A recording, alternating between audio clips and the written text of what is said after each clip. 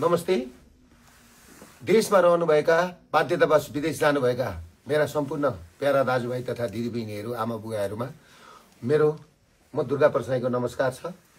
भोलि 2081 साल फागुन 25 गते श्री 5 महाराजधिराज ज्ञानेन्द्र वीरविक्रम शाहदेव सरकारको पोखराबाट काठमाडौँ सवारी हुँदैछ 2 बजी। सो सवारीमा सरकारलाई स्वागतको लागि सम्पूर्ण नेपाली दाजुभाइहरूलाई एयरपोर्टमा आइदिन। भोलि एक दिनको लागि यो तस्कर विरुद्धको लडाई हो, यो भ्रष्टाचार विरुद्धको लडाई हो। राजाले दरबार छोडेको आज 18 वर्षमा हामी नाङ्गो भयौं। राजा नभएपछि धर्म हुँदो रहन्छ, धर्म नभएपछि परिवार सबै सकिँदो रहेछ। आज विखण्डित भएको छ परिवार।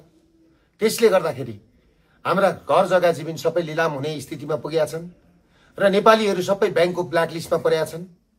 सम्पूर्ण ब्ल्याकलिस्टमा पर्ने मान्छेहरूलाई र 35 दिन सूचना निस्केका मान्छेहरू, 35 दिने सूचना ब्याङ्कबाट निस्केका मान्छेहरू लगायत सम्पूर्ण व्यापारीहरूलाई एक दिनलाई भोलि दोकान बन्द गरेर महाराजधिराजको स्वागतको लागि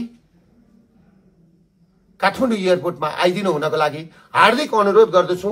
यो मौका तपाईहरुलाई पटक पटक आउँदैन। भोलि फागुन 25 गते तपाईहरुलाई यो मौका आउँदैछ। यो मौका नगुमाउनुहोस्।